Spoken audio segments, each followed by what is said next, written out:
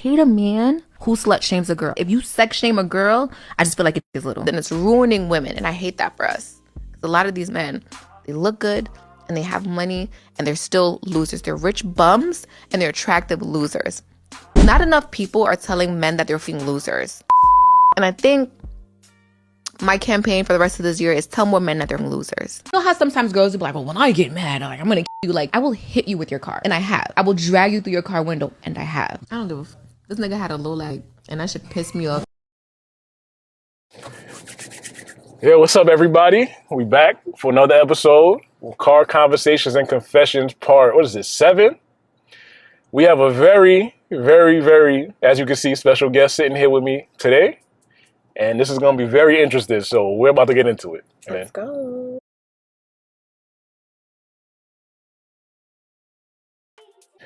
So, please introduce yourself. Let the people know who you are. I am Stacy Banks, podcaster, media personality, all-around bad bitch. Okay. So, we starting good today. So, let the people know, like, where you from, what's your nationality, like, everything about you. That's what they want to know. Okay. So, I'm from Brooklyn. I was born in Jamaica, Jamaica, Kingston, Jamaica. But I came here as a baby. I live in Brooklyn now. I don't know how much longer I'll be in Brooklyn though, because I hate Brooklyn. I hate New York. I hate Earth. If I could move to Mars, I would. Like, I hate New York, and I love New York, but I hate New York. You hate? Your only child? You got? No, I'm the middle. So I have an older sister and a younger brother. I don't really have a relationship with my older sister. Mm-hmm. And you grew up with both parents, or just one? Both parents.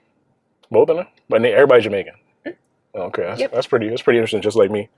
So what was it like growing up for you? You used to get in trouble a lot? You used to get beatings? Oh what was it? I was such a boring kid. Like, I was mad shy. I did not like getting in trouble. I did not like being yelled at because I would cry. So I was really, I was a very hard-headed kid. Like, I was a kid that, I wasn't bad, but you had to explain stuff to me for me to do it. Like, if you tell me don't do X, Y, Z, I'm probably gonna still try to do. Not even on some like bad shit, but it's like, you have to tell me why I shouldn't do something. It needs to make sense to me. Like hard-headed. Yeah. Like, so, I don't mind learning through like pain and failure. Like, that's always been how I was. So you used to get beatings a lot. You Jamaican? No, that's the thing. So. Oh shit. My dad was very like I'm the girl, like I'm his girl. So it was just like he was very protective of me. My mom was probably more the discipline. My dad was the silliest person in the world. My mom was very, very strict, but I never I did get beatings, but not a lot, because I was always afraid of my mom. Always afraid? Always. And it's so crazy now being an adult, because I feel like she's low-key afraid of me. And not like afraid of me, but my mom knows my temper be hot. So your siblings, they didn't get in trouble a lot? It was just you? You were the troublemaker? My sister for sure didn't get in trouble. My sister is very my sister's always been super religious. Like, even as a kid, I remember her being... My mom had my sister really, really young. So my sister's like 14 years older than me. Oh, okay. So we didn't have... That's a big gap. Yeah, we didn't have... Like, my mom had my sister when she was just like 17. Okay. But then my mom had me when she was like 30. So okay. That's a wide gap. So the connection ain't really going to be... Yeah, we weren't... And then... So my sister predominantly grew up in Jamaica, and I pretty much grew up here, because when I was born, my mom came here. My sister stayed in Jamaica till she was 18. So it was like we didn't grow up together. Mm-hmm.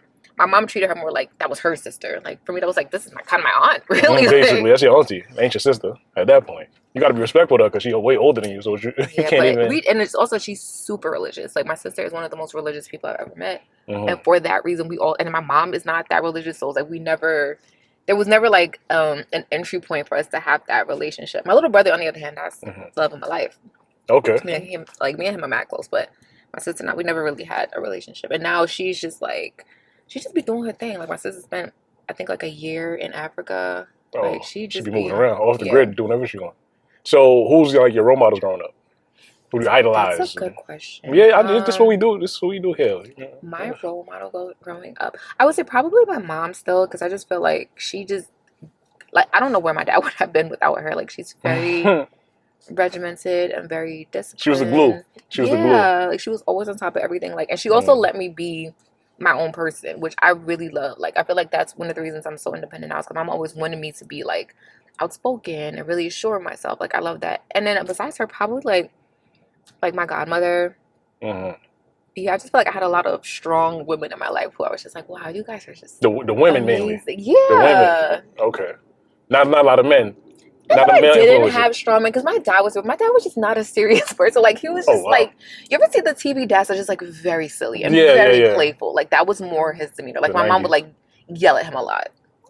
He's one of those. Okay. Yeah, he's very just like, that's all right. Laid Like, back type. yeah, like that was always his thing. Like, he was never too like, his disciplinary style was just like, please don't do that. Like, that was He ain't gonna beat you. He ain't gonna yell at you. None of that. like, my dad probably beat me like twice in my your life? Yeah, like, oh, you lucky. and it was just like, you should make it. I was wilding. Like, yeah, it was like something with point of no return. It was like yeah, boys, or it was just like, I think one of the times I was like 12, or maybe not even that, maybe like 10 or 11, and they found my diary. Well, my dad found my diary, and I wasn't doing any of the shit that I wrote down.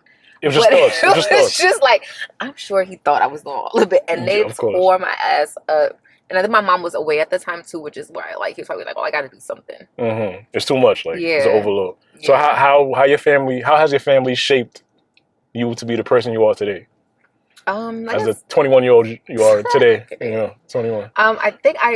Here's the thing. So my mom is my biggest supporter. Like, I feel like I have one of these moms now who, if somebody called my mom and was just like, Stacy murdered 19 people, she would be like, what did they do to her? I know exactly what you mean. Like, she would be like, well, obviously they did something to her for her to, like, my mom is such a big supporter of me. Like, I feel like I can do very little wrong in her eyes, and I love that. Like, and I feel like if my mom approves, can't nobody tell me nothing. And that's why I'm able to, like, speak the way that I do and move the way that I do, because I'm like, I already have the ultimate support. Like, she already tells me whatever you do is go. Like, all right, so I could do no wrong. Yeah, like, could do no wrong in her eyes. Can't that be like a bad thing though? Because if you're doing something wrong, how are you gonna learn how to do things the correct way if she's always like enabling you to do whatever you want, basically? Well, can't that affect you? I'm an adult, so now it's different. I don't think it was like that when I was younger. Like, when I was, for sure, like, while I was still being raised, even through college, and it was just like, well, like, your decisions affect me, or your decisions affect my household. Of course, there was more like discipline and structure then, but now it's just like, I don't depend on my mom for anything. Yeah, we can go on. And I also don't present myself as like a super irresponsible person. So she's just like, well, if you're doing it, like, even when I quit my job a couple years ago, and I was just like, I don't want to do this shit no more. Like, I'm gonna figure it out. I feel like most moms would have been just like, figure what out? Like, where you, like, what do you? She was just like, I believe in you. Mm-hmm. You ever went through any traumatic events as a kid? Like traumatizing, PTSD wise type of situations? I mean, I don't think I have like super traumatic events, thank the Lord. Well, I mean, okay, so when I was like, this is junior high school age. This must have been like, how old was I in junior high school? Like 10? 11, 12, 13, so, 6, 7, 8. Yeah, so I had a cousin that I was super, super close to, and it was actually my mom's cousin, and I was close to the kids. Like, I was close, like, we were all around the same age. Mm-hmm. And that cousin, he was like a drug dealer. Like, he was a pretty big. At what age? He was older. Like, I was friends with his, like, sixth grade? The cousins that I was close to were his children. Okay. So we were all like around, like, it was like 4 of us. We were all like ballpark the same age group. Like, if I was 9, they were like 10 or 11, or 9, 10. Like, we were all around the same age. Mm-hmm. And one day I went to their house, and I just remember he was married to this very lovely lady, and I can't even remember her name now. But so we were in the living room, and I just remember, like, hearing this, like, very, very loud sound. Mm-hmm. And then I turned around, and the lady who I used to call my aunt, she was dead. What? He shot her. So he says that it was an accident. What? And, like, I remember seeing this dead person. But we all saw it. It was like all of the kids that were in the house at the time saw it. And it was like the police came very quickly, and it was like we were just like immediately like taken out. And he said it was an accident. Like, he was cleaning his gun and it went off in her face. That's what everybody says. But they also had, like, as I learned as an adult, they also had like a history of like domestic violence in their relationship. That's a strong level of violence if you shot her. That's the only reason why till this day I think it was an accident, because the kids were around. He was not like, he never did anything like violent in front of the kids. Where she got shot? Like, where? In her face. Like, oh my goodness. And then she died. Yeah, instantly dead. Oh, but like, I think it was an accident. I don't think he would have done that with us there. I don't know if it was like he was threatening her and it went off, or But I don't think it was intentional. But do I remember that to this fucking day? Absolutely. Who could forget something like that? And then, like, what? The body was just on the floor. He's crying, screaming. Or... So she was like sitting in a chair, and I just remember like you could see like because it wasn't like her face was blown off, but it was like this person's obviously dead. Yeah, lifeless. But I remember her sitting in a chair. I remember like everything happened very quickly. Like we turned around because we're like by the TV, like sitting down on the floor, and they're behind us in the back of the room, like in the back of the living room. And we like I heard the sound, turn around, I was like trying to figure out what happened, and it was like just chaos. And I remember his mom used to live upstairs, so his mom ran down and took all the kids out the room. We were just in the yard, and the police came, and then the body came out, and it was just like, what the fuck just happened? My mom, like, after that, my mom was like, "You are never going to anyone's house ever." I could imagine. I agree. It's so crazy. Thank you, Mom. He went to the G building because he pleaded insanity. I think he's still there. I think he's still there. 20-something, 30 years later, 40 years later. Still there. My goodness. And his reaction, he wasn't like, but like after he shot her, like his reaction, he was chill, he was crying. No, the brief glimpse I remember, he was like freaking out. Like, okay. Which I think it was an accident. It can be genuine. Then, yeah, like it's like the kids are in the room, and it's like it was the middle of the day, and they weren't. It's not like I could be forgetting parts of it, but I don't remember them like arguing before this happened or anything. You just heard the shot. Yeah, that's all we heard. Like I remember we're all sitting on the floor, just like, just playing, and just like interacting with each other, and it's just like this loud ass pop, and I was like, what the hell is that? And then the way she's sitting, I'm like. But you know you're a little kid, and you're like, wait, what? I could imagine at that age, especially that age, like you seeing something like somebody get shot. Yeah, it was intense. So that's probably like okay, that's I could yes, I agree with you. Wait, no, there's something fuck. Now that you said that, what can you do? What can be better than that? No, not better. Oh, worse than that. So I went to Catholic school as a little girl, and I remember. You remember when like Tamagotchis and shit came out?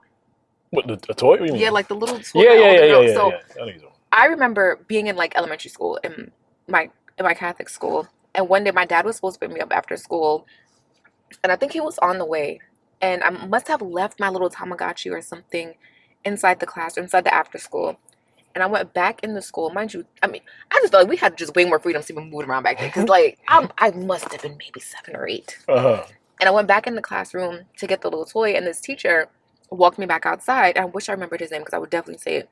But he walked me back outside and he's like, where's your dad? And I'm like, oh, he should be here soon. So we're waiting on my dad to come, and he's like, let me see your underwear. What? What to God? He's like, let me see your underwear. What is this? But I'm also a child, so I'm like, you didn't understand? I don't know. And then he's like, no, it's okay. Just let me see your underwear. And I was like, what? Like, I didn't do it because we're also like standing outside. And I was like, this doesn't feel right. You're nervous.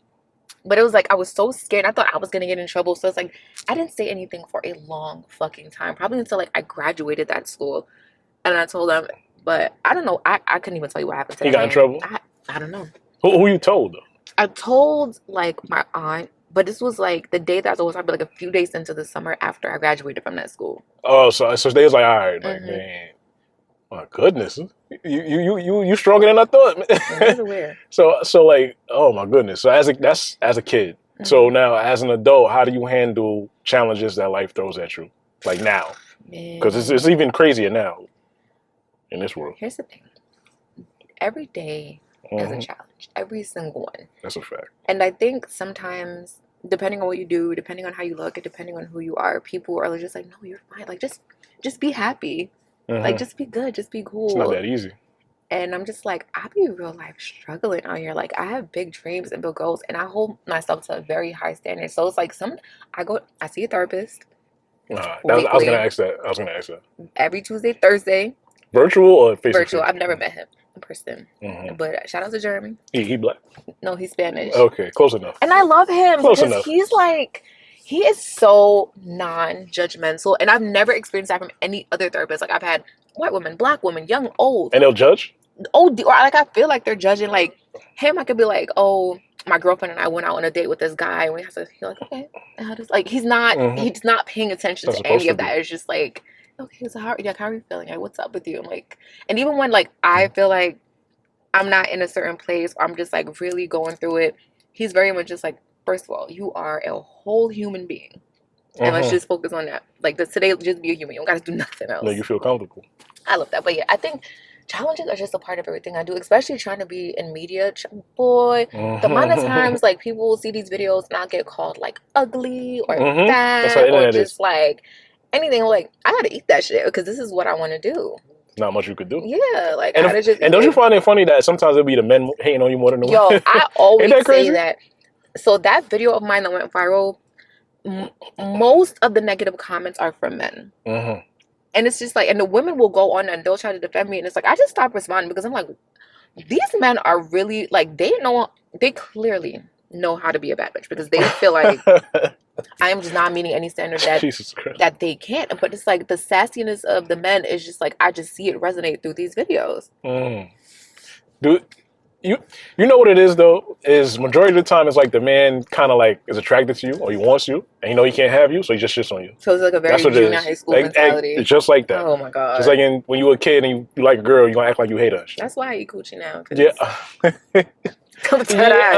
We be pissing me off. We gonna get into that. So like when you were younger and you were growing up, what did you want to be? I wanted to be a lawyer. A lawyer? Mm-hmm. Okay.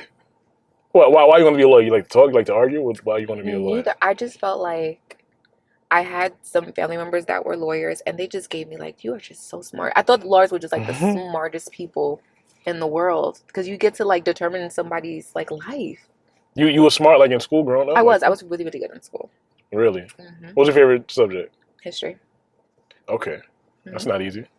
You want to be an attorney? Then what happened like as you got older? You was like, yo, I don't care no more. Like, no, I mean, I think it was like high school that I started to kind of not be interested in law because I did like, my mom made me take like a summer law program and it was so hard. And I was just like, oh, I don't like this. It got difficult. It was so hard. And then like I sort of got interested in like media because my school at the time had like this little radio station. So I made this show and I don't remember what the show was called, but I just remember being on the little radio at my school and I just felt like, oh, I'm the coolest girl ever. And I was able to carry that into high school. And then when I was time to go to college, I was like, okay, I know that I like talking and I see that I like media. So when I went to college, I studied broadcast journalism and multimedia studies. So like I'm gonna be somewhere in this. And even with that, I was like, okay, maybe I want to be a journalist. Like maybe that's my path because I like talking. I like the media. So I went to school. My undergrad was for journalism, and then I got an internship. And I think real life experiences really dissuade me from doing shit because then I had an internship at ABC. For like 2 years. I was like, oh, this shit is ass. Oh, for real? I thought ABC was big time. No, they're great. But in terms of like, they're very honest with you when you intern at those places. Just like, listen, news media is dying out. Yeah, now it is. I can say that. And this was 2010, 2011. Oh, that's way back. Like, news media is dying out. You're not going to make money here. Like, if this is something you're passionate about, it's something you love, pursue it. But it's going to take 10, 15 years for you to make any money. And even then, it's like you have to battle all of these different factors. So I was like, I appreciate that. This is not something I'm going to go into. Yeah. No, I feel you. And yeah, as you get older, you start getting new interests and going down different paths. You're like, I like this more. So I can understand that. So if money didn't exist, what would you want to be doing? What would you want to be doing with yourself? If money didn't exist, I would be a talk show host. Like Hudson? Jennifer Hudson type shit? No, like Ricky Lake. Way back. Back in them days, like Tyra, Ricky Lake. Yeah. Why you like that? So why you like that avenue? Because I think right now we're in this space of media being really mean. Like the things that are popular in the social spaces they're really mean and nasty. I mean, like baddies. Try to get the clicks. Yeah. I hate that franchise because it's like, what are you doing? And I feel like there is a space for that's not even. It's keep the drama. I'm not saying remove the drama. I'm just saying you have women like literally tearing each other down, like tearing each other up. It doesn't have to be that. People seeing this and that's how they think you really are. That's why the image of black women is how it is right now. Yeah, but I think there's a space for the opposite of that, for somebody to be like, and the only thing is like there are television personalities right now that are very like kind to women and very like, but they're white women. That's why they get the image. See, there you go. So it's either you get to be this rowdy black woman, or you have to be a white woman, or you have to be a black woman in white spaces. And it's like, nah. There really could just be a whole sector of black women that's just like, yeah, we're all about boosting each other up. And this is a black ass space. That's not saying there's not gonna be no drama or no conflict, but it's like conflict doesn't have to look like like the animalistic shit, like the Fighting. physical fighting and turning each other. Like it doesn't have to be that.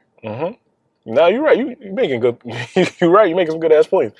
So are you afraid of failing in life? Like, I feel like I failed so many times. What's one more? we all do. Right. Like what's one more? Like failing is not the worst thing because I feel like I'm smart enough. Like I'm gonna figure it out. Like I've been figuring out my whole life. So I'm as long as I have the knowledge in my head, I'm gonna be okay. Yeah. So what's like the ultimate life goal for you to be like, yo, I finally made it. I'm successful now. Like, what's the ultimate? The ultimate life goal is to be able to buy a big ass house. And move my mama and my brother in. In New York? Them. No, definitely not New York. And my mother does not want to leave New York, so that's going to be South? a challenge. Yeah, I want to be Houston, maybe Florida. You get a bang for your buck, I'll tell you that. Yeah, like I want to spoil my mom, my partner, my friends. Right? Like I have this dream. Like one day I'm going to have like this very fancy dinner party. Like I'm going to book out a restaurant. I'm going to invite like my 10 to 15 closest friends, like people that are like more like family than friends. And they're all gonna get like whatever gift I know they really, really need in life. That's what they're gonna get. So like one of my homegirls, she wants to go to law school, like as in their law school, right?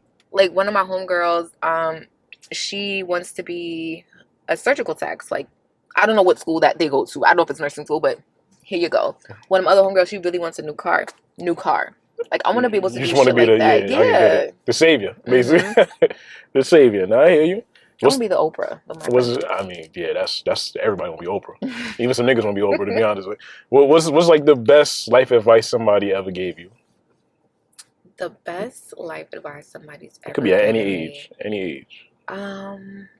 You know, I will say, and this is probably very typical, but I felt like a couple years ago I was very, very concerned with what people think of me or how I look to people or how I present to people. Stacy, really you? Yeah, I would never thought that. Like, and I would never show it like publicly, but by myself or with my partner, it would be like, this is very obvious. Like anything anybody says to you bothers you like tremendously. And then like I spoke to this, my friend's mom, and she was just like, you really got to start telling people to tell them what? A curse. No, she was like, basically, you got to start telling people to fuck off. She was like, you have either way, and this is a typical advice, people are going to talk shit about you. People are going to talk about you. Regardless. So let them talk. Like, them talking doesn't hurt you in no way. It don't take no money out of your pocket. It does nothing but keep your name in people's mouth and let your name stay there. Because as long as your name is in their mouth, they're a fan. And it's like, stop looking at people as like enemies or they're like ops or they're coming after you. Like, they're fans. Like, these people are generally just fans of you and they don't know how to express themselves. Because, and one thing I realized is that we don't speak the same language. Like, unless somebody is raised in the same circumstances, you, the same household, the same conditions, the same culture, we don't naturally speak the same language. And this was something I had to learn. So whether you believe in evolution or not, we are people that are constantly evolving, right? Yeah, of course. So if you think of the world as like this tree, and we're all on this evolutionary path. I may be on step number 9,000 of my evolutionary path. You may be on step 5,000. So I'm speaking to you from a place of being on step 9,000. You're speaking to me from being a place of 5,000. Or I'm speaking to you from 9,000. You're speaking to me from 11,000. I'm just like, we weren't raised the same. We didn't grow up the same. We didn't face the same circumstances. So we're just we've evolved at different places. So for me to try to get you to understand exactly how I'm feeling, exactly what I'm saying, agree with me, like me, it's like, we are not even speaking the same language. Like, we are like culturally, individually, as in every individual has their own culture. Like, my culture is unique to Stacy. Like, your culture is unique to you. So to try to get everybody to like you or agree with you is like, it is an impossible task that I do not care to take on. You just put your beliefs out there. Whoever come with you, they come with you. Whoever don't, and it's always gonna be people that hate you, people that like you, people in the middle. That's it. And it's like, you spend your time hating somebody. Jesus Christ, that sounds exhausting. No, it really does. You have any hobbies? Any hobbies you like? I like traveling. That's probably my biggest hobby. That's what women always say. They say traveling or like going out to restaurants or something like that. Because I mean, as an adult, like, I don't have time to read a bunch of books. Like, I don't have the bandwidth for that right now. I don't have time to like make arts and crafts. I don't know how to play any instrument. And even if I say like fucking singing, like, how often am I realistically doing that? So any free moment I get, I'm hopping on a plane. How often do you travel? Like every month? Like how? So this year, just because I've been recording more, it's been like every other month, but last year I went away every 3 weeks. I took a flight every Different 3 weeks. places? Yeah. Out of state or out the country? I did some mostly out of state, but a few out of the country. Uh-huh. Maybe 4 or 5 times going out of the country. Okay. So you consider yourself like an outside woman or like stay my ass inside the house type? Oh no, I love being inside. Inside? I love being in my house. I'm not gonna hold you. You sure? Send me inside. Bring all my friends to my crib. It's more convenient that way. I don't know. Like everything I want is in my house. Like there's food, there's liquor, there's vibes. I don't gotta get dressed. I don't gotta put makeup on. I don't gotta do my hair. Everything is inside. Nah, you're right on that. I like making cameos when I go outside. So what do you mean by that? So if I go outside, I want it to be like it's a special event. Like I'm not going to every party. I get it. Uh-huh. I want people to be excited when they see me. Like when you have people that party all the time, where they go out all the time. Like nothing. It's like they walk into the venue and it's like, oh yeah. You again. Back. And it's like no, I want people like you're like that's one of my favorite things. Like I went out on Saturday to my homeboy's event just to support him, and I walked in. Everybody was like, yo, you never outside. I'm like, yup, sure am not. That's how it's supposed to be. That you doing the right thing then. Like, so how? All right, because you're like in between. So how the men treating you out here these days in 2025 in this beautiful city of New York, everything NYC? I hate New York, how the men treating you out here? New York, man. But yeah, what are you? Single, married? What are we talking about? I am in. What we doing? A very loving relationship. But and how is? Okay, first, no. How the men treat you? I want to know that first. I hate New York, man. I hate them. What's wrong? What's the issue? New York is the home of the sassy men Olympics. Like the men here are fucking Jesus sassy. Lord. They're so feminine. I saw a post today and I couldn't believe that a grown man typed this, and it was like, I'm gonna read it to you because I feel like you're probably gonna think I'm bullshitting. Because me and my cousin were dead in my DMs talking about it. I probably might tag it on. I'm probably post it on the video. He said, "Just a reminder, fellas, you're very damn it's my fucking service. It's a lot going on the internet, especially. Man. Yeah, just a reminder, fellas, you very well may be her first baddie. Cut her some slack. It's a learning experience." Like, wait, he's saying like a man. What are you talking about? He said, cut her some slack. So he considers himself a fucking baddie. I don't even think like that. I don't understand. So gay. Who are these? He from New York or Atlanta? Yes, New York. Oh, my goodness. And you follow him? Hell no. I don't even know who. My cousin reposted it on her story because she's equally as disgusted with this shit that I am. And I said, no way, this is a man. And she said, yes, and he's straight. I said, straight what? I have no idea. What's the definition of sassy, though? That's like a new term a lot of women are using. How do you define that? I feel like a sassy man is a man that feels the need to be combative with women unnecessarily, or feel the need to critique how women look or how they act or just how they conduct themselves. And they're very opinionated on topics that are, in my opinion, are for women. I know she That's kind of crazy. That's sassy. Yeah, that's the definition. Oh, you're sassy. Now you got it.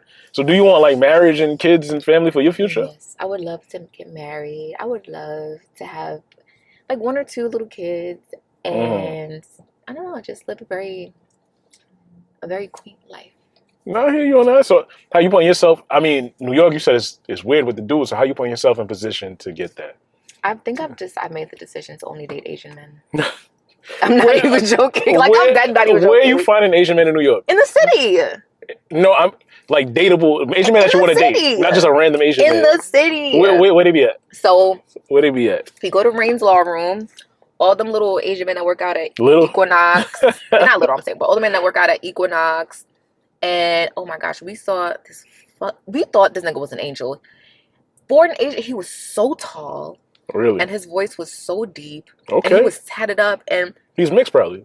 I don't know what he was, but he looked like, when I tell you, it was me and 3 other girls, and we all saw him, and we were just like awestruck watching this man. And he goes, "Hello, ladies," and just keeps on. I'm like, like I think I'm ovulating. Like, what is happening? Oh my goodness. He was so beautiful. I mean, yeah, different environments, you meet different people, I guess. If you go into like little shit hole in the wall places, you know what you're gonna find. So it's like, I don't like Brooklyn men. I don't like New York men. Oh, and I say that with all due disrespect. I do not care for them. Nah, I hear you. I mean, hopefully one day somebody can change your mind. You never know. It's always a gem. I don't think my husband is in New York for real. Diamond in the rough. Where he at? Asia? I mean, Cambodia? Cambodia, probably. The Philippines. Thailand, probably. Maybe. Or even like the South. I feel like men in Texas, I love them. Mm-hmm. I love them. What, they more manly? they are more catering, they're more nurturing, they're more family oriented. And I think they grow out of that. Like, there's a lot of beautiful women in New York, and I get that It there's, is. you know, it's hard if you're not, if you don't really have that mindset to be faithful and to be a woman. Like, it's, women will throw themselves at you, married or not. But I think in other places and places where it's just like, there's deeper connections to like the church and there's deeper community, Okay. men don't necessarily behave that way. Like, some of them do, but I don't think that's the majority. Okay, it depends on the environment. You got a point. So what was the worst date you ever been on in your life? Ooh. The worst date in your entire life. Think. Oh, okay. So this 'Cause you was got when I some was in stuff. college. Uh-oh. The worst date ever, for sure. So this was a guy that he was from Queens, and I met him like one week when I was in Brooklyn. Like on, I don't know, it's like I drove back from school and I met him, and he came to Philly because I went to Temple. He came to Philly to see me. Went to D1. dinner, and we're at dinner, and he's just like, I have a headache, and I'm just like, okay, we can go, like we can call this tonight. He was staying at a hotel close to my campus, so we're like waiting on the check, and he's just like holding his head, and then his fucking tooth fell out. What? His front side? It was like, I think it was like one of the, like it just fell out of his it just like fell out of his mouth into his hand, and he's like, oh, I guess I had a toothache. I'm like, what, like what? And I was like, okay, so maybe you need to go to the hospital because I don't know what, you just falling apart at the same time. I don't know what the fuck is happening. You're falling apart. So we get in my car, and I'm like, I don't know if I should drive you back to the hotel. I don't know if I should take you to the hospital. And then he just pulls another fucking tooth out. A second and I was one? like, oh, you gotta go. You gotta fucking go because you turn into a zombie. I don't want no parts of this. I don't know what is about to happen. How old was he? 90? He was young. He was like, if I was 19, 20 at this time, he was 20. Like, he wasn't. Probably drinking lean. That was the weirdest shit. And it was just like, and he went to, I think he ended up going to the emergency room that night. I dropped him back at his hotel, and I was like, I don't know what to do with this. And he texted me. He was just like, oh, that happens to him every now and then. Like, his teeth just fall out. I'm like, what the fuck? Well, I never heard of that. I never heard no shit like that. And I'm not talking about like veneers. Like, this nigga's natural teeth just popping out his goddamn What he head. be eating? I never spoke to him again. Like, I don't know what I don't know what this is. Why is your body rotting? He decaying right in front of you. Nah, like, what's going on? It was so weird. I haven't really had a lot of bad days. That's insane, though. I never heard that. Yeah, your teeth just falling out? Just randomly just dropping out your fucking mouth. Absolutely not. Well, he was Asian? Oh, he was black. Oh, damn. Figures. New York man, right? Mm-hmm. So, like, let me ask you a good question right now. As a black woman, right? What is your honest opinion on black women in society today? Oh my gosh, I'm so glad you asked me this. Yeah, we connect telekinetic. So, I have a couple viewpoints of black women. I think black women, you know what it is? I don't like the term strong black women. I hate it. I actually hate it. I don't want to be strong. And I don't think, there's no strong white woman. There's no strong Spanish woman. There's no strong Indian woman. There's no strong Asian woman. It's just strong black woman. And I feel like when I hear strong black woman, like, you want me to help you move a couch? Like, why gotta be strong? Mental. I feel like black women are the only race of women that aren't afforded the luxury of being soft. And if we are soft, you have to have a reason for it. It's like, oh, obviously she's soft because she has this husband, or she came from this family, or it's like it's circumstance based, or it's like luck. Like, no, like we can just demand softness the same way a white woman is just like, I want a husband who's gonna take care of me, take care of my kids, make sure I'm good, have a 401k. But black woman says, oh, you fucking gold digger, you that like, oh. Yeah, no, you're right. I also think, not for nothing, I think there are some black women that have really lowered the standards. For what? What do you mean? For what's acceptable amongst black women. Like, what do you think lowered it? Like, what got it like that? It's a lot of things. It's so many things. But I do, like, for example, I have grown ass women around me that don't have a fucking job, a license, a place to live. But you outside every night, you outside, or at least every weekend. You have a kid, and it's just like, that shit bothers me so much. I'm just like, you are just outside celebrating fucking failure. And then demanding that men give you money, and demanding, like, oh, if you want to link me, you got to buy me this, and you got to buy me this, and you got to, like, you don't even have a fucking bicycle. Like, niggas don't got to buy you shit. Yeah. And I think that level of, like, self-entitlement, like, because I am pretty, or because I'm sexy, or because I had a BBL, you got to give me, bro. Like, are you dumb? If you want to take me out, you gotta pay for my hair, pay for this. Yeah, I hear it all the time. Fucking dumb. Now, if you are a woman of a certain caliber and you are able to like meet your own standards, like for a fact, anything that I demand from a man, I can give to myself or to my girlfriend. Like if I'm saying, from like one of my homegirls I was talking about, she don't got no car, no job, no license, no nothing. She won't date men that don't have a car. I'm like, you don't have a car. So you equal playing field. You can't demand things that you can't give to yourself unless you are putting yourself, like, unless you're about to get it. Like, I just don't understand that mentality. Like, oh, I'm not dating no nigga that don't got a Rolex. You've never had a Rolex. Yeah, you ain't no woman. Yeah, facts. Unless somebody bought it for you. Like, that shit is weird. Like, I feel like Black women, we have such a hump to get over. And it's just like the 90% of us that are trying and we're working, we're entrepreneurs, or we're employed and we're their moms and they're good friends and good parents that we're nurturing and we're loving. The 10% that aren't like that, they're so far on the other end. They're generally gold diggers or just like selling coochie, and it's just like sugar babies. The other thing too is like, be a sugar baby if you want. I just don't feel like that should be your go-to. I feel like selling coochie should be on the side, the last goddamn resort. You tried everything else. You tried every other avenue. You tried fucking DoorDash. You tried everything else. And all you got left is coochie. But it's like, if coochie is your go-to, like, you should not be selling coochie to go to a party. 18. Some girls be 18 doing it. Like, you selling coochie to take a trip to Miami? Yeah, that's wild. Don't go. Yeah, that's not life-changing. No, you're right. I'm glad you had that insight, because some people don't keep it real like that. Like, I'm glad you made it like that. But, so now, all right, now let's flip it. What's your honest opinion on Black men today? I love Black men. I do. I be talking a lot of shit, but I love Black men. I came from one. I love Black men. I have a lot of respect because also in the past couple of years, I've met some wonderful men. Not men that I would date, but in general, these are Black men. I'm like, you are a great father. You are a wonderful son. Like, you are doing really big things in your lane. Like, and you make women feel comfortable. You make women feel seen. You make women feel like the guys on my podcast. Like, I tell them all the time, like, y'all are not the typical men. Like, they're such fucking gentlemen. They're good men. They're good guys, and it's like, I love meeting people like that because it's like, okay, it's real. I know that this should be the standard. Like, I think there's also a huge portion of men that are just liars. And it's like, it's not, obviously it's not just Black men that are liars. Like, men are liars in general. Universal. But I think Black men have made it an art. They have excelled at it. It's like, there are men in whole relations.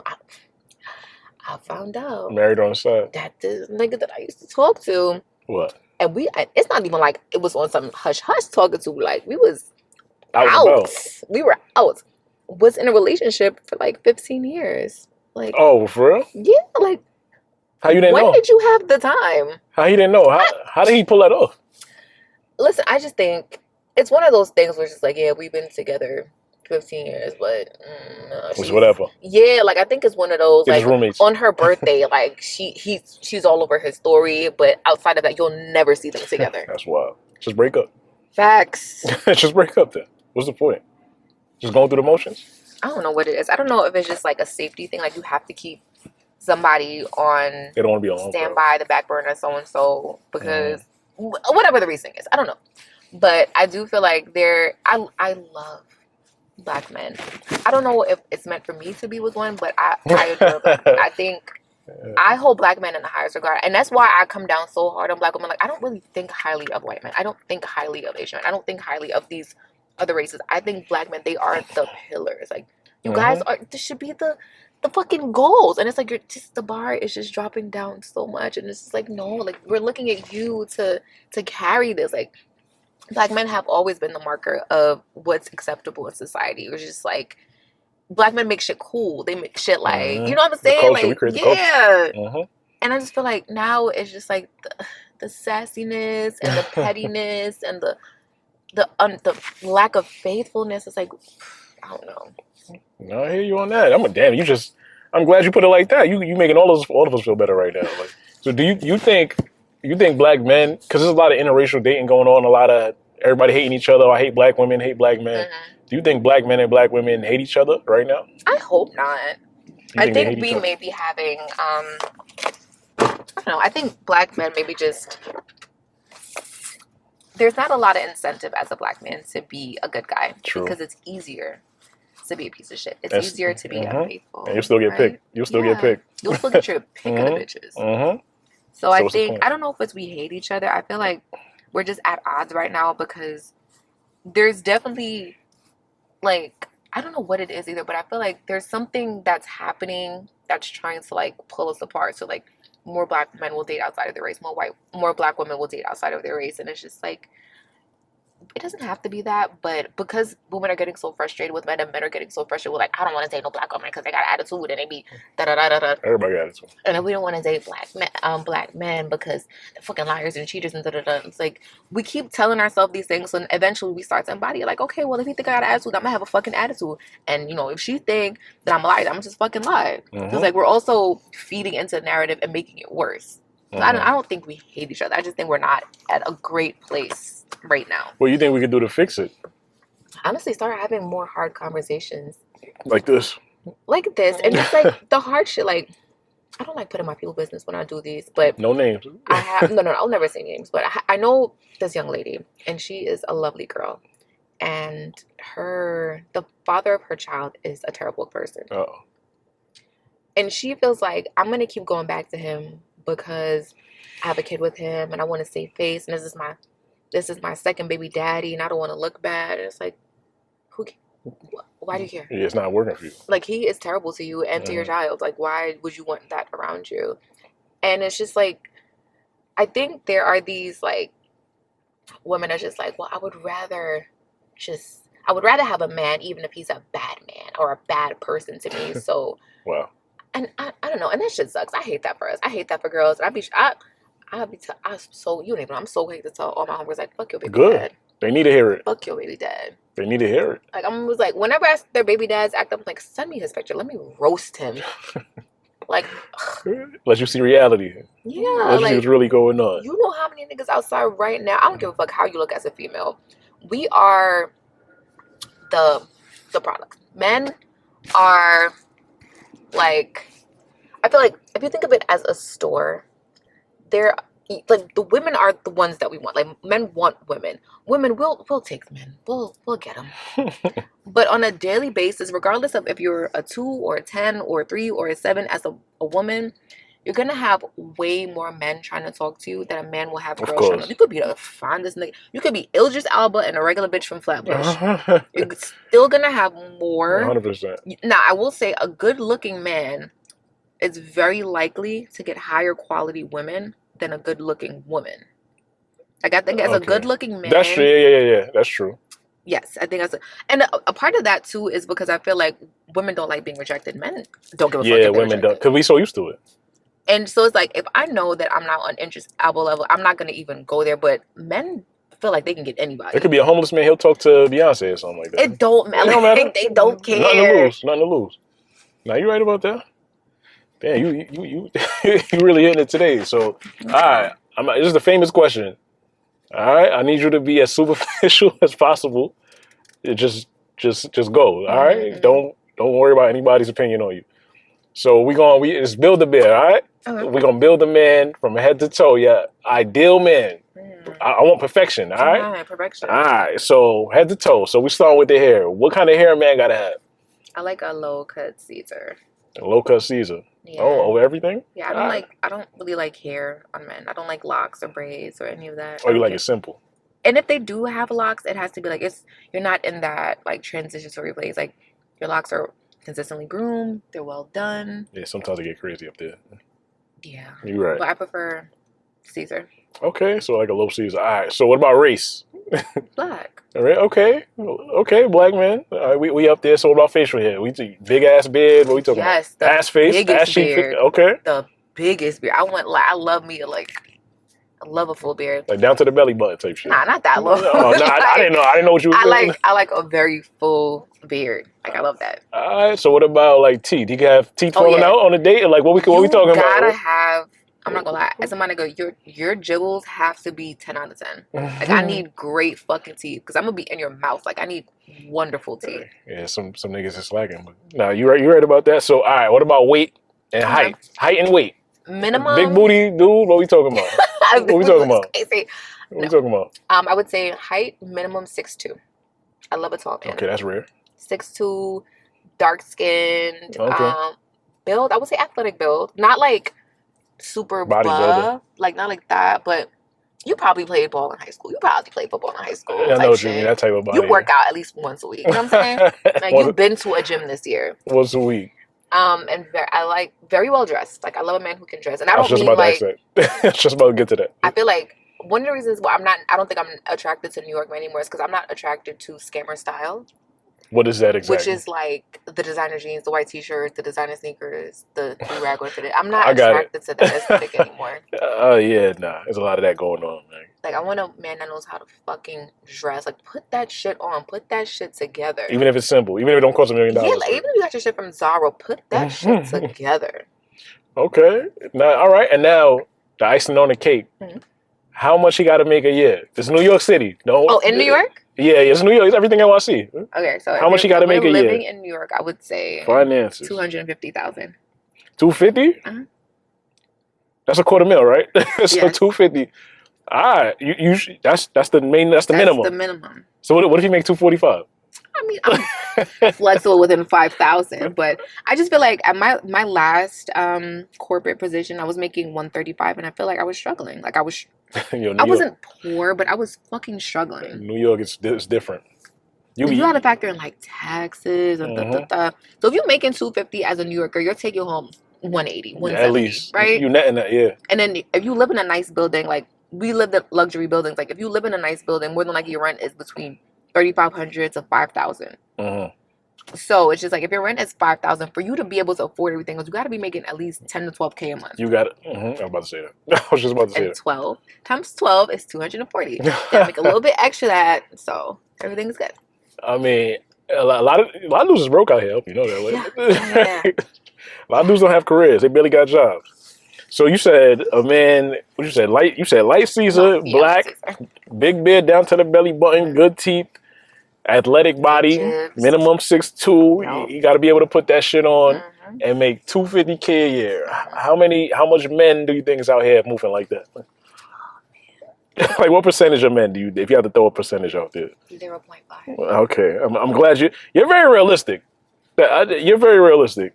So, like, where do you typically, like, the men that you've dated in your life, where do you typically meet them? In person, social media?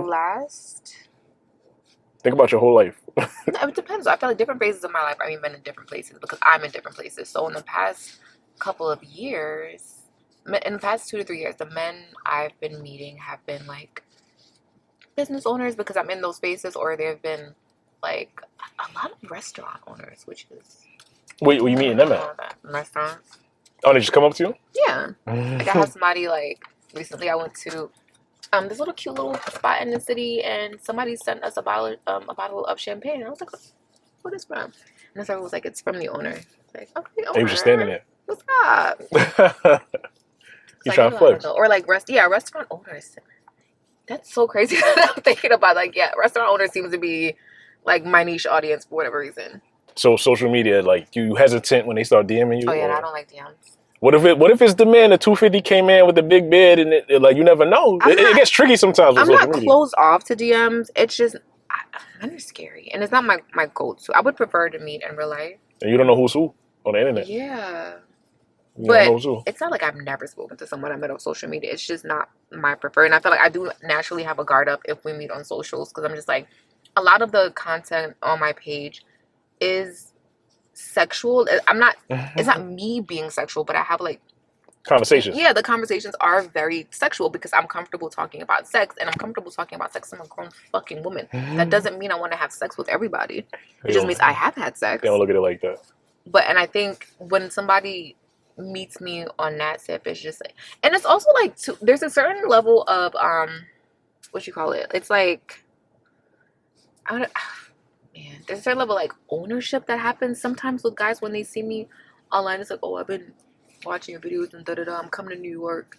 I'm a link you. Oh, word? Like, why are you doing that? That's a stranger? Swear to God. Oh, like, they got it like that? Okay. I'm coming to New York. See you soon. Like, oh my God. Like you'll never see me. You're like, yeah, I got you. Yeah. I'm also not lying to men. Like, I'm not doing that.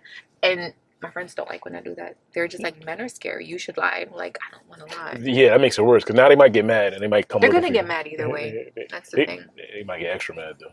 So do you think women in general should shoot their shot more often to the men? Yep. Like, women have a type. Yes. And it's rare that they see they type. Yes. So when they see they type, you think they should yes. be like, yo, all right. Be like, hey, what? But yeah, say that the man of your dreams right there, right here. How you approaching him? Like, what? How you getting him? Like the once in a lifetime, like once in a lifetime chance. Like my cousin. That's crazy. Once in a lifetime chance. How you approaching him? Like, yo, you look good. Come here. That's how I met my last boyfriend. You said what? Say it again. Like, you look good. Come here. Just a random man on the street, and then what? How you get it? And he comes? Yes. Really? Yes. My last boyfriend, we met in the elevator of our building, and he was just so handsome. That's perfect though. The elevator, like that's like everybody's tight together. It's and good. Shit, like, no, it was only me and him in there, and I was looking a fucking mess because I was going to the nail salon, so it was just like I had on house clothes. I had on like mad casual shit. My hair wasn't done because I'm about to go do my hair too. And I'm in and he walks in because at this time I was on the 21st floor, and he came in on the 7th floor. Mm-hmm. And he came in the elevator. And he was just like, he looks mad good. So I literally turned around the elevator, and I was like, wow. And he was like, oh, you smell really good. And I was like, you look really good. You should take my number. I mean, that's perfect though, because y'all like perfection. It's like y'all close together and y'all ain't go anywhere. It was good until we broke up. What was the wildest thing you ever did to get somebody's attention? I don't have to do too much. I'm not gonna hold you. I'm never gonna do too much. No. You just walk. Not even. I feel like I'm not shy to talk to people. Like, I'll just talk to you. Like, hey, what's your name? And from there, it's just like, well, I think you should take my number. I never had to do the most, and I thank God for that. Just when you walk in, they see you and they know what time it is. Yes, I think the men that I think men in general will pay attention to me, but I think the men that I'm attracted to, it's rare for me to be in this position where it's just like, oh, that person is attractive, and that's the end of it. It's like more than likely they're gonna notice me too, and then something is gonna occur in that space. Mm-hmm. When the men approach you, what do they typically say? Or women, when they approach you, what do they typically say? What's the first thing? Anything. What's the wildest thing you ever heard? The wildest. Like somebody you don't know, like just like I want to get you pregnant. Like, ew. Mm-hmm. He said in the DM or like face to face? A lot of DMs. A lot. Yeah, of okay, DMs I could like imagine. That. But yeah, I've heard that face to face. Like, especially when I used to party more. Like, niggas would come and be like, I want to get you pregnant. Like, they be drunk. Ew. Like, they be drunk. I guess. Like, yes. What Today's Thursday. Today's Tuesday. Wait, was it yesterday? No, it was Tuesday. Tuesday, I went to a party at the mayor's house at Gracie Mansion, and this young man walks up to me. He's just like, "Do you drink rum punch?" And I'm just like, "He Caribbean. He definitely Caribbean." He was Caribbean. I'm just like, "Yeah." He was like, "All right, I'm gonna try to find you some rum punch," and then leaves and wanders the party and comes back to me like 10 minutes later and was like, "There's no rum punch." I'm like, "I didn't think there was. There's only champagne here." Yeah, what kind of I didn't even ask you for rum punch. What kind of offer is that? Like, it was just so weird. And he was like, well, I noticed you, and I just wanted to get you something. Like, all right. It's so weird.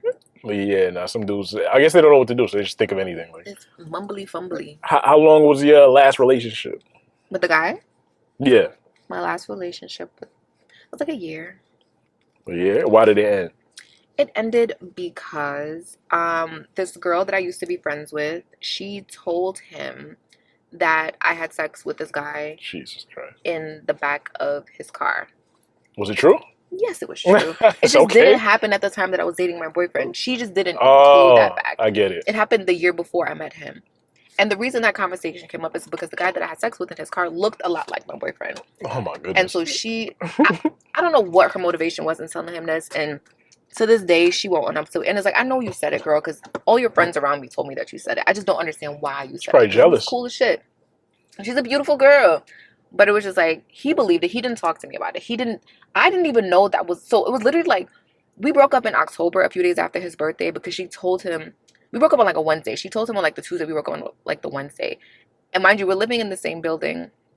And it's just like vanished. I'm not, no text, I'm blocked. And I'm just like, Oh, what damn. the fuck is happening? Nah, he got to explain it, though. Like, you can't just run away. He didn't say anything. Nah. When I told you nothing, it wasn't until I ran into him like maybe 7 months after that. Because I moved out of the building. I was like, I don't know what, because I couldn't figure it out. Mm-hmm. So it was like my lease ended, I moved out, and I ran into him because my nail salon was still by the building.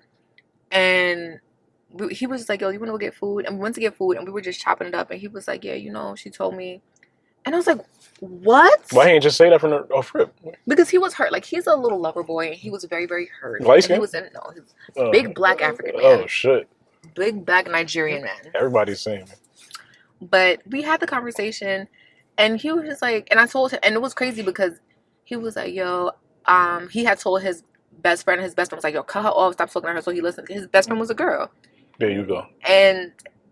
And I told him, I was like, that situation happened a year before I met you. And I was like, and I called the person that I was like, remember the night we had sex in your car? And he was like, yeah, why? You trying to do it again? I was like, no, nigga. I was like, do you remember when that was? And he was like, yeah, around da-da-da. He said the date. And I was like, okay, thank you. And I called, and he was like, oh. And he was like, well, you know, we could always start. So I was like, I will never talk to you again. It's already done. Like, for you to move like that, and when I tell you, we had the perfect relationship. Like, we never had an argument before that. We never had a disagreement before that. He messed it up like that. All we did was have sex, go outside, and like party and travel. Like, our relationship was fucking perfect. And he was a fucking trick. That nigga used to be like, you're a girl, you do not spend $1. And you're my girl, you don't spend a fucking $1. Like, who don't want that? If I'm doing my hair, my nails, my lashes, I'm going out to eat, I'm going out with my friends, he's just like, let me pay for all your friends' Ubers. You don't drive, let me pay for your Uber. Like, anything. That's $250 anything. Right there. Like, he had a really great job, and he used to trap. So he would like people would see, everybody in our life thought we were gonna get married because it was like, this is perfect. This is fucking perfect. It sounds like it. And then it was just like gone. It's like a match made in Brooklyn right there. Like. Yeah, and it was like we lived in the same place, so we clearly had the same taste. We had similar cars. It was like at this time we both had Benzes, but he just had a more expensive version. And it was the same color car. Like, our apartments were set up pretty similar. We like, and I'm just like, everybody that met, like, that's the thing. And he wasn't super social, so he didn't know nobody. So like, this is even fucking better. He didn't have social media. You're not outside. So it's like, I would go outside with him, and he would just be so excited, like, I can't believe I'm doing this. And he's like, I'm with you. And I'm just like, it was perfect. And then that situation happened, and it's like, me and him are cool as shit now. Like, we still talk to this day. But and every now and then he'll try. Yeah. Like, we've had sex since that whole situation happened. But I'm like I could, like, the way that you broke my heart, I could never. Exactly. That feeling is I know what you mean. Like, to have your relationship be fucking perfect, and then it's just over. And it was like, when I tell you we broke up on like Tuesday, it was because we got back from Bahamas the Monday. Jesus Christ. And he was just like catching up with his friends that Tuesday, and then Wednesday, done. Like, no call. And he didn't explain. If he would explain, it would probably be better. Exactly. Like, I told him, I was like, had you told me what happened, at least I could have told you, like, yeah, no, this girl is, and that would have saved, and that's the thing, because I was still friends with this girl, because I didn't know that's what happened. So it wasn't until he had that conversation with me, and this is like 7 months later, and so I had to have a conversation with her, like, bro, did you really say this? And so her whole defense was like, well, I didn't say it to him. She said it to another guy who then knew his female best friend, and so the guy said it to, it was like, this guy was fucking my homegirl. This guy was also fucking my ex-boyfriend's best friend. So she pillow talking with him. He's taking a pillow talk to this other girl who he's fucking, and she's going back to him like, oh, you know, Stacy's doing XYZ. And I'm just like, not for nothing, you could have DM'd him, and like, there were so many things you could. Granted, he didn't really have Instagram. Like, he didn't like it, but like, you could have had one of your boys. Like, you could have. There were so many things y'all could have did to figure out. It just didn't happen. It's not even like it's sort like. I also hadn't even seen that guy maybe for like 10 months at this point. I'm like, I don't. This did not occur. I wanted to murder that girl. She probably did it on purpose, like jealousy. Like, yo, you got something good. She wanted. She don't got it. She like, yo, fuck this. And that was the thing. Like, she used to party with us. I'm saying, my boyfriend, he was never a social person, but he liked partying, so he liked the idea of going out together. So he was very much like, bring your friends when we go outside. And she was like one of my closest friends. So when I have videos right now on my phone of me, him, and her. We're at parties, and he's just buying us bottles because he don't really drink like that either. So he's just, get whatever y'all want, do whatever y'all want. And he's just like funding the night, and I'm just like, I love it here. And the whole time, your homegirl probably watching, like, damn, I wish I had that. And she like, let me ruin this shit. Crazy. If I can't have it, you can't have it type shit. Like, you ever cheated or been cheated on? Both. Both? Both. From, like, cheated on men, women? Yeah, because you all over. So I've never cheated on a woman. But they cheated on you? No. So who cheated on you? Just men? Yeah. With other men or with Imagine? other with other women? Yes, with other women. And my ex-boyfriend. How'd you catch them? So to my knowledge, I've only ever had one guy cheat on me. Mm-hmm. And I found out because his friend told me. His homeboy sent me a video of them of him in a club with a girl on his lap kissing him. He's probably jealous. Got that video too. It's not his homeboy wants to fuck me, and I've been with his homeboy wants to fuck me, and I was telling him, I was like, your homeboy wants to fuck me. That's his way in. And I didn't even talk to him after that. I was like, okay, so y'all all gotta go.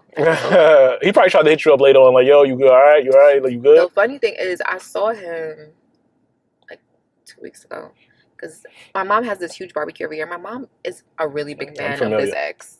Yeah. Of what? This ex that I'm talking about. She loves him. She just thinks he can do no wrong. So she invites him every year. He usually comes. So he was there this year. And there was this girl. And it's like, you see when somebody watching somebody. So I see him watching a girl. Yeah. So I'm like, bro, go talk to her. Like, my mom does not care. And I definitely don't give a fuck. Like, we're never getting back together. So I walked the girl over there and I was like, this is my cousin. And introduced him as my cousin. And he got so mad. Damn. He got so mad that I'm like, why? Because you still think that door is open. That's why. It's not. It's padlocked. That's how men are. That's how we are. That's how men are. It's padlocked with a very loud alarm, and there's a pit bull behind it. It's locked. Yeah, like in general, when people see, what do they compliment you on the most? My smile. Your smile? Mm-hmm. That's like the first thing. What if they come from behind you though? Like now, what they doing?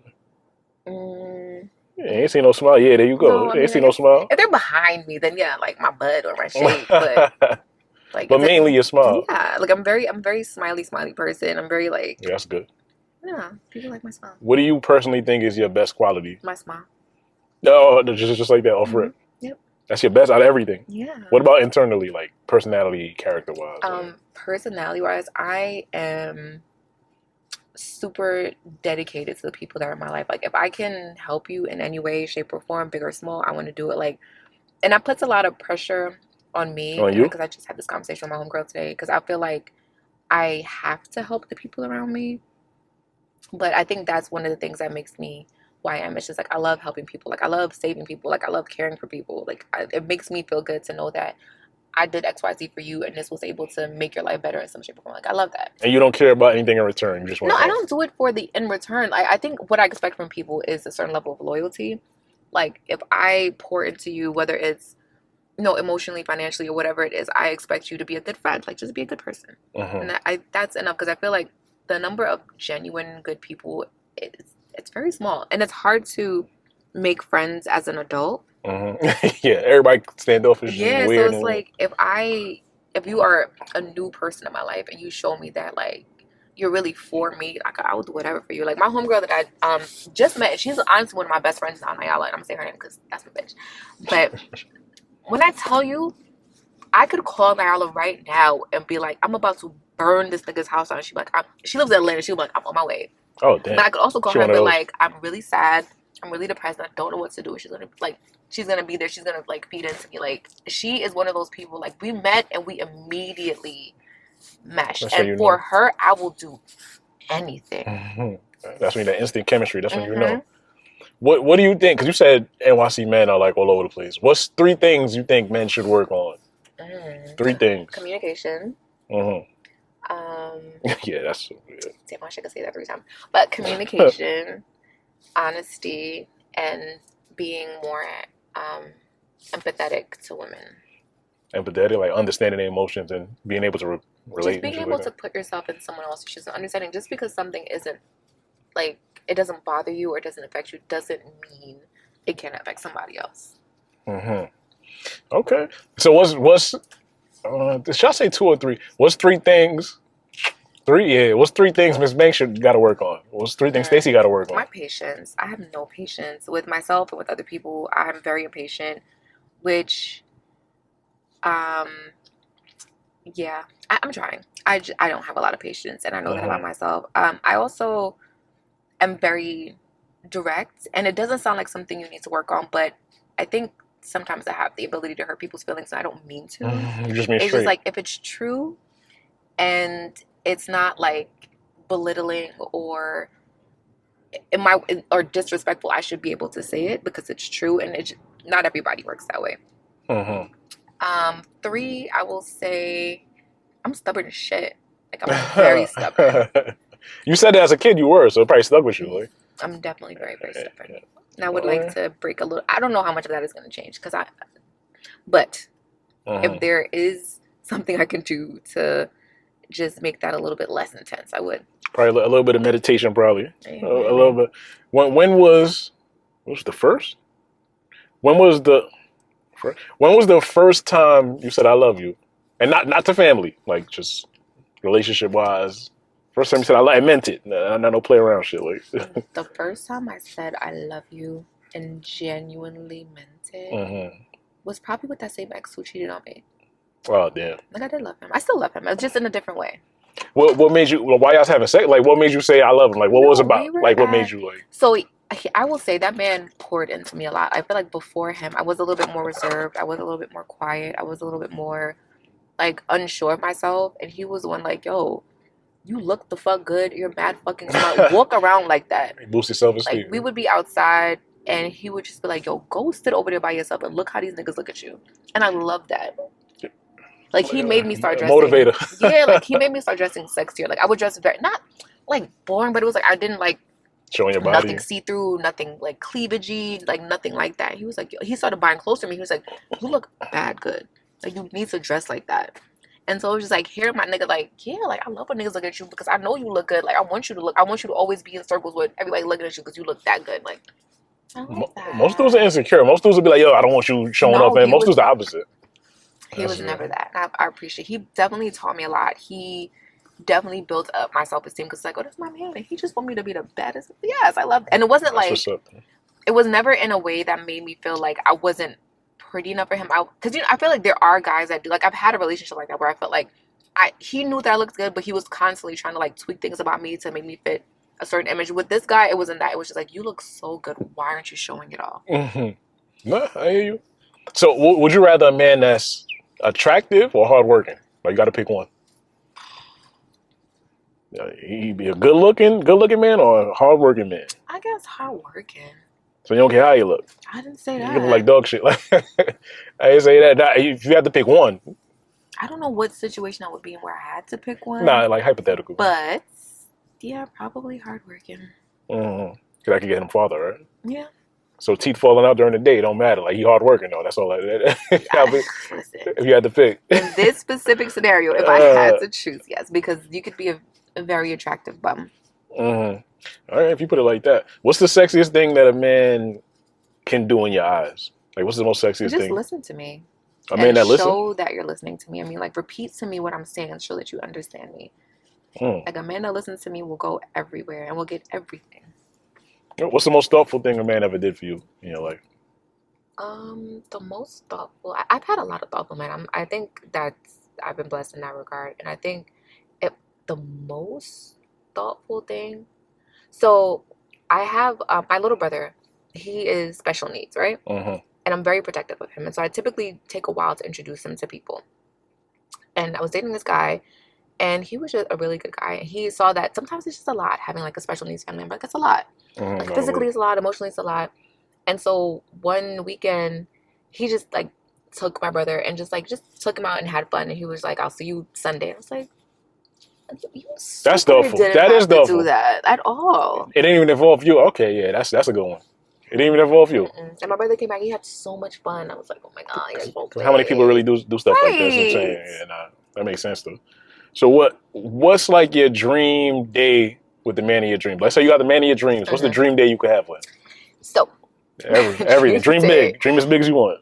My dream day with the man of my dreams. Okay, so we're gonna wake up and he's already gonna have gifts for me, and I'm gonna be surrounded by gifts and flowers, and probably my girlfriend too, because that would be a part of my dream day is having my girlfriend. Okay. So 3-way.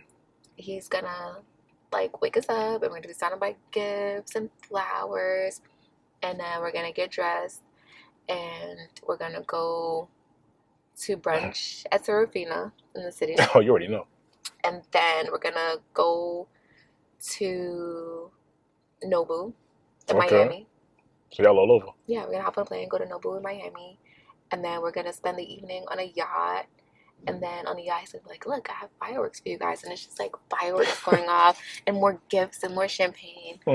And then the yacht ends, and we go back to our condo, or we stay at a condo in Miami for the night. And he just has like all my close friends there, and we're just like, "Oh my gosh, they flew in just to hang out with." We're like, oh, "I love this." That sounds like a birthday. Maybe. Okay, that's real. That's real enthusiastic. You got real deep with that. So, do you think you think money can buy? Yes. Wait, no. Wait. You think money? Yes. You think money can buy happiness? Yes. You think so? Mm-hmm. You think it could fix somebody's mental state? Like, why do you think that? I think money is a tool. It's a resource. Definitely. And once you have the resource to get what you need, you'll get what you need. Like, I feel like I don't really understand that like money can't buy happiness, because yes, it can. Like, if you now, that being said, if you have like mental health issues, or like clinical mental health issues, or if you are a person that regardless of what you had, you don't appreciate anything, I think in those instances money can't buy happiness. But if I am sad and somebody gives me $40,000, I promise she's gonna pick my mood up. I mean, that's anybody, though. Right. No, that makes sense. Purchasing my happiness. In fact, if somebody came today and said, "I'll pay you $1,000 every time you smile," I will never stop smiling. But it could be fake sometimes, though. Yeah. But it could be fake even when you're broke. So if you put it like I'd rather be rich with problems than broke with problems any day of the week. No. So what role does money play in your happiness, personally? It plays a lot. I'm not even gonna lie to you. I feel like I feel better when I have money. Like, I feel like I could do more. I feel like I'm that bitch. And when I feel like I'm that bitch, I could do anything. And I feel like money builds your confidence, because it's like you have this safety net. Like, regardless of what happens, I can get out of it, or I can get into it, because I have the funds to do so. And it's like that. Like, if I murdered somebody as a billionaire, I mean, you could probably you'd probably be easier. Probably get off, to be honest. Right. And even if I don't get off, the place I'm gonna end up probably won't be that bad. It's not gonna be general population. Everybody else, Rikers Island and shit like that. Right. So how do you handle conflict in your life? Are you emotional? Are you physical? You throw things, you break things. Like, when you get mad, so how do you handle everything? When I'm upset, I get really quiet at first. I think that's like the simmering phase. Like, I get very quiet. I'm very withdrawn. And then if it doesn't get resolved from there, then I get super loud. And if it still doesn't get resolved there, then yes, I do get physical. And I try not to ever really get to that physical point, because I think being physical with somebody is just mad disgusting. Like, you physical with the person, or you like breaking stuff? It depends. Like, if I'm arguing with a girl that I don't like, my friends, I will never get physical with my friends.